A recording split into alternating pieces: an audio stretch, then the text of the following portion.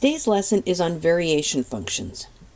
Variation is a way of describing the relationship between two or more values. And today we're going to look at 4 different types of variation.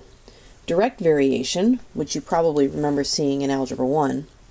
Inverse variation, which looks very similar to what we've been talking about with a lot of the functions we've been graphing lately.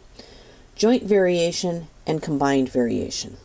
And each of these will have a constant of variation that's represented by the letter K. Yes, I know that's a funny looking K, but that's how I make them. Okay, so the first type is direct variation. Y varies directly as x if y equals kx.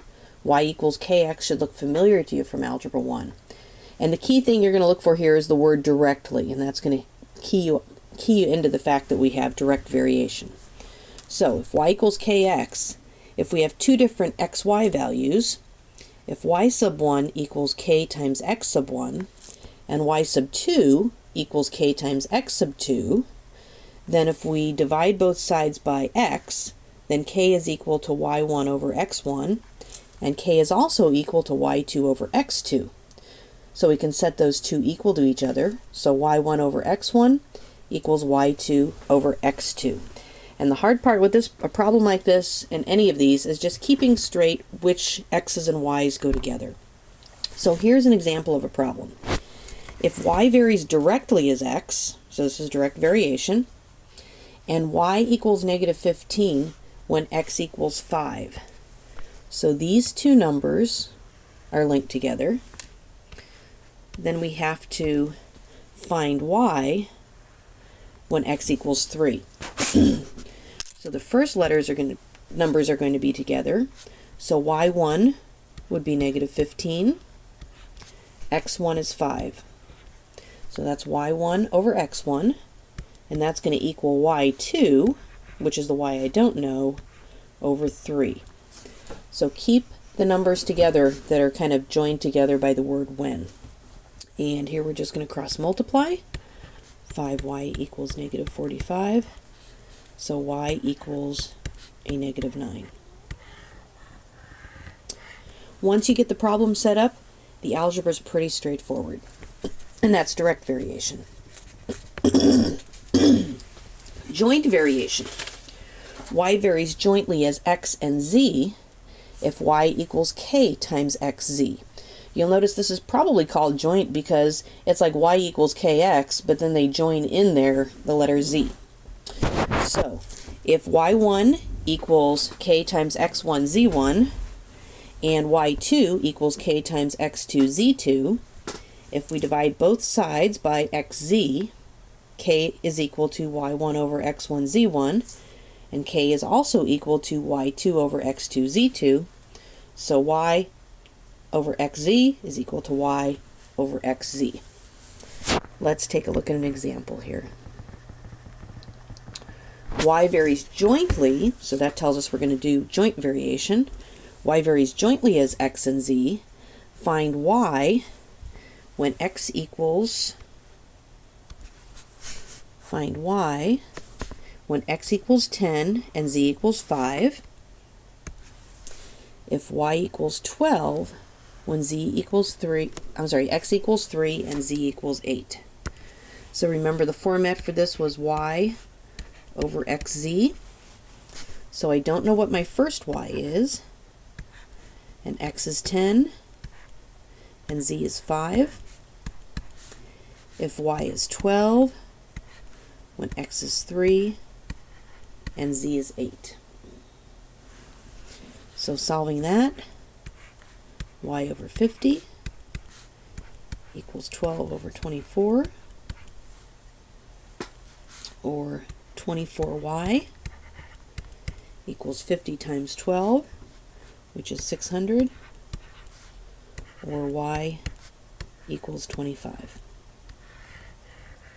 And again, once you get the problem set up, once you remember which formula you're going to use, just plug them in and the rest is basic algebra. Inverse variation. I can't remember, we might have done some of this in Algebra 1. But y varies inversely as x if y equals k divided by x. It's not y equals k times x, but y equals k divided by x. And this looks like some of the reciprocal functions that we were graphing earlier this week, where we had f of x equals some constant over x, or like x plus 2 or x minus 2. So if y1 equals k over x1 and y2 equals k over x2, what are we doing here? Multiplying both sides by x, so k equals x1 y1, and k also equals x2 y2. So x1 y1 equals x2 y2. Let's try an example. So if y varies inversely as x, and y equals -6 when x equals 2, find y when x equals -7. So in this case, remember we had x1 y1 equals x2 y2. So that's going to, in the order that we multiply, doesn't matter. So -6 times 2 is going to equal y times -7, or -12 equals -7y, and dividing both sides by 7, y equals 12 over 7. And the last type of variation we're going to look at is called combined variation. So y is going to vary directly as x, and y also varies inversely as z. Remember, direct variation had basically our other term other than y in the numerator. That was y equals kx, and x was in the numerator. Inverse variation had our x in the denominator, but in this case it's not going to vary inversely as x because that's already in the numerator. Z is going to be in the denominator. So it's going to look like this. Y equals kx over z. So an x on the top and a z on the bottom.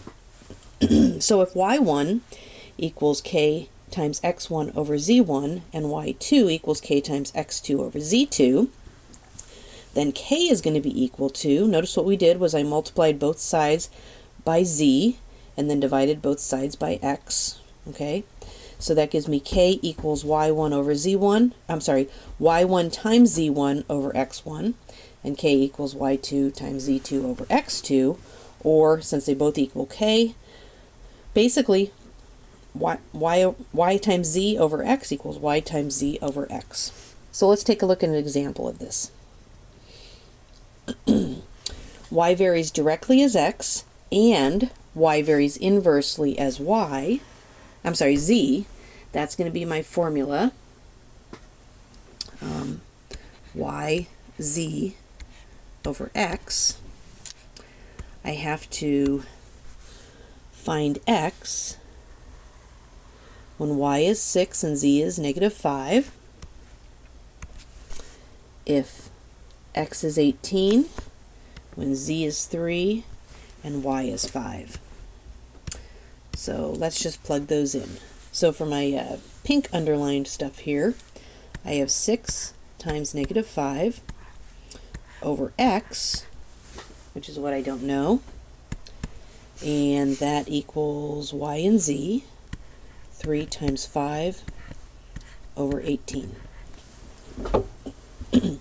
Or cleaning that up a little bit, -30 over x equals 15 over 18. Cross multiplying, 15x equals a -540, or x is equal to -36.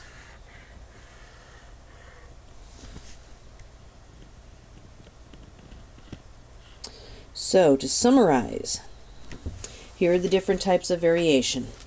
Direct variation is basically y over x. y1 over x1 equals y2 over x2. Joint variation is y over x times z. Notice it just adds a z in the denominator. Inverse variation multiplies x and y. And combined variation is probably kind of the strangest one. Y times z over x.